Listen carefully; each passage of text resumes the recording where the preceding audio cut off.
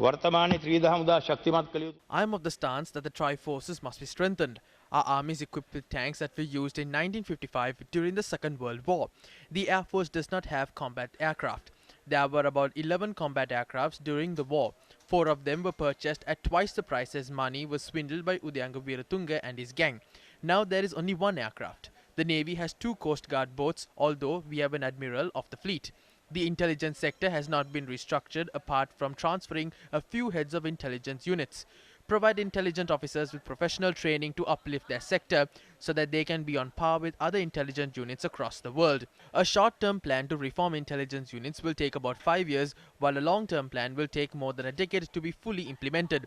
Injured soldiers have constantly sought a solution for their pension-related problems. We saw leaders of the government feeding them king coconut water when they protested in the past. I understand that there is a problem and it must be solved without politicizing it. Police officers also have their problems. The son of the law and order minister is also in the police. Therefore, please draw special attention to this problem.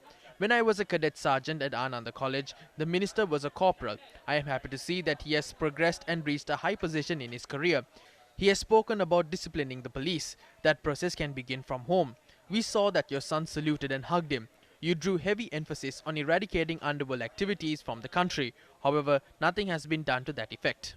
එල්ලලා මරනවා කිව්වා අරවා කිව්වා මේවා කිව්වා නමුත් ඒ තිබුණු දේවල් එහෙම යනවා ඒකෙන් ඔබතුමා අදහස් කරන්නේ මගේ පුතා මේ පාතාලයේ කෙනෙක් කියලාද ඔබතුමා දෙක පටලවා ගත්තා.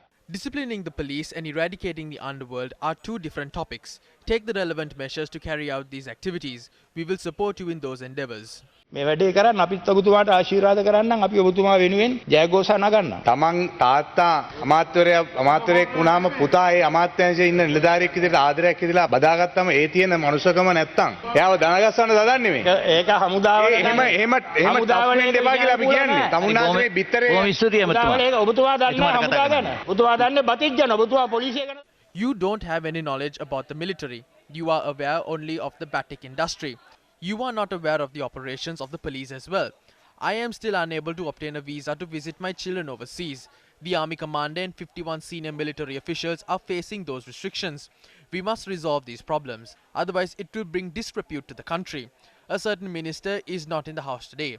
He always criticizes the housing projects of the previous government and does not reveal his plans. We wish to ask him to fulfill his responsibilities. There is a former minister from Badulla in the government who always brings up matters regarding the past to sling mud at the opposition leader. If we talk about his background and history, he will be ashamed to enter the parliamentary chamber.